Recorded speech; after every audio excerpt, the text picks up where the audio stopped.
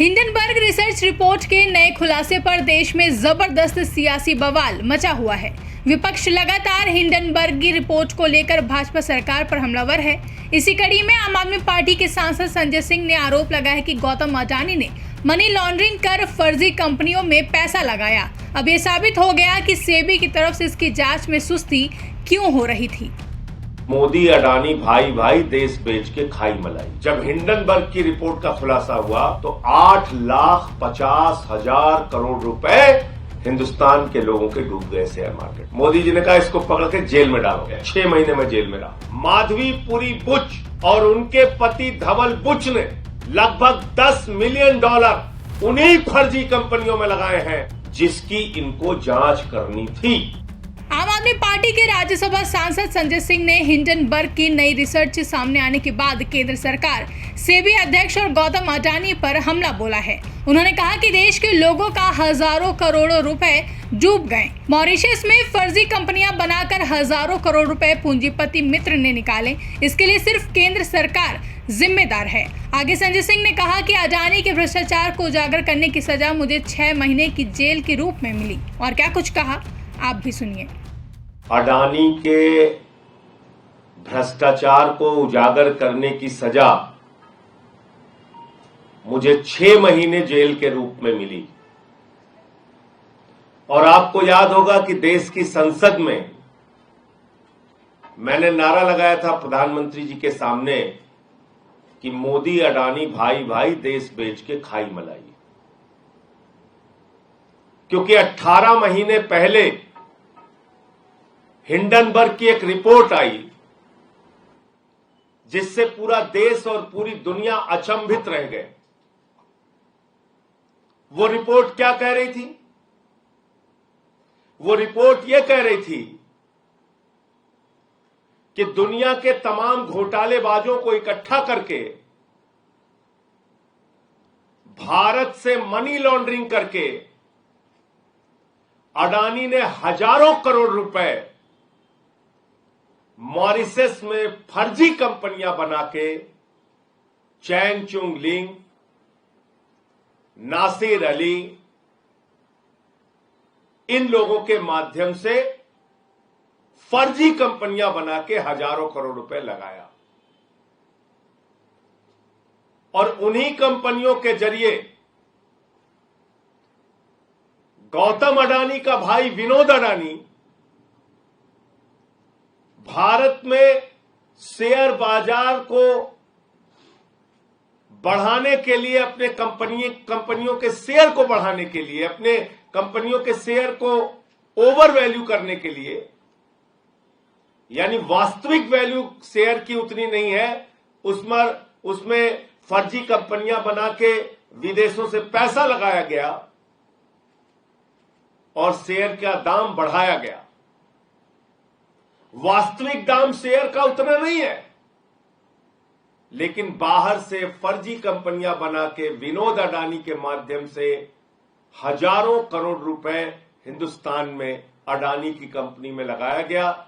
उसके शेयर का दाम बढ़ाया गया और जब हिंदुस्तान के छोटे निवेशक, आम आदमी, मिडिल क्लास के लोग उस शेयर को बढ़े दामों पे खरीदते हैं तो कुछ दिन बाद वो शेयर की वैल्यू जब घटती है तो उनका पैसा डूब जाता है। और याद रखिएगा, न्यू पेंशन स्कीम, देश के लाखों कर्मचारियों की पेंशन, एनपीएस, उसका पैसा भी शेयर मार्केट में लगता है। एलआईसी का पैसा भी शेयर मार्केट में लगता है। और अगर वहां ये घपला और घोटाला हो रहा है तो अडानी का पैसा नहीं डूब रहा है, इस देश के आम आदमी का पैसा डूब रहा है। ये सरल भाषा में हमें समझना चाहिए। ये अडानी का पैसा नहीं डूब रहा है, उसने तो भ्रष्टाचार कर रखा है। ये देश के लाखों करोड़ों लोगों का गाढ़ी कमाई का पैसा जो शेयर बाजार में वो लोग लगाते हैं, वो पैसा डूब रहा है। और कितना डूबा आप कल्पना कर सकते हैं? अगर मैं इस प्रेस कॉन्फ्रेंस में कहूं तो जीरो लगाते लगाते आप थक जाएंगे। जब हिंडनबर्ग की रिपोर्ट का खुलासा हुआ तो 8,50,000 करोड़ रुपए हिंदुस्तान के लोगों के डूब गए शेयर मार्केट में। 8,50,000 करोड़ रुपए। मैंने तब मांग की थी बहुत जोर शोर से कि जेपीसी बनाओ, पूरे मामले की जांच कराओ, सच्चाई तक जाओ। इस देश के लोगों का पैसा डूब रहा है।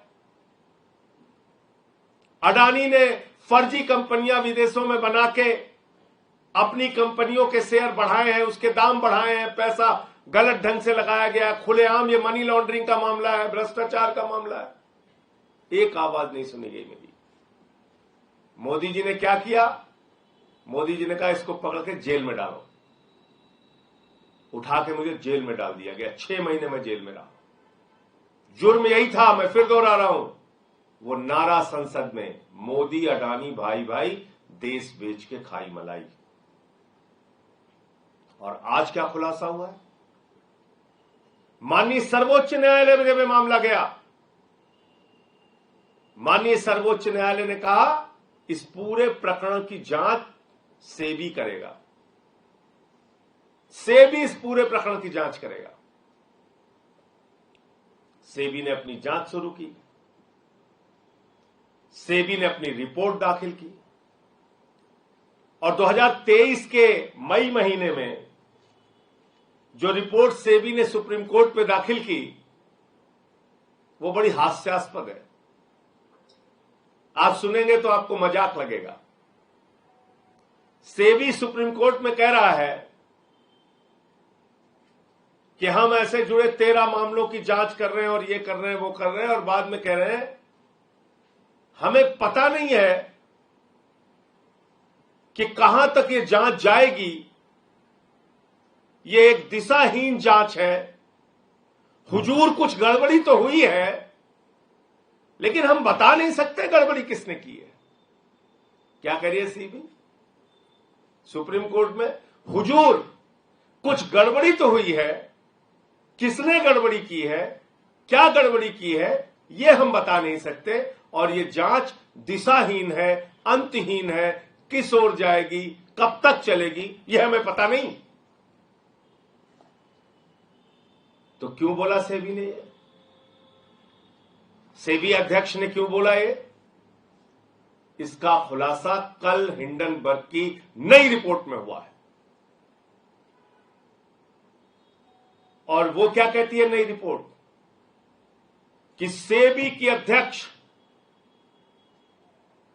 माधवीपुरी बुच और उनके पति धवल बुच ने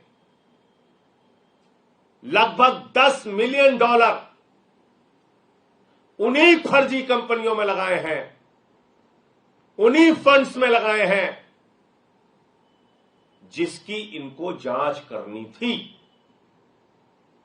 यानी जिस भ्रष्टाचार के मामले की जांच सेबी अध्यक्ष को करनी थी,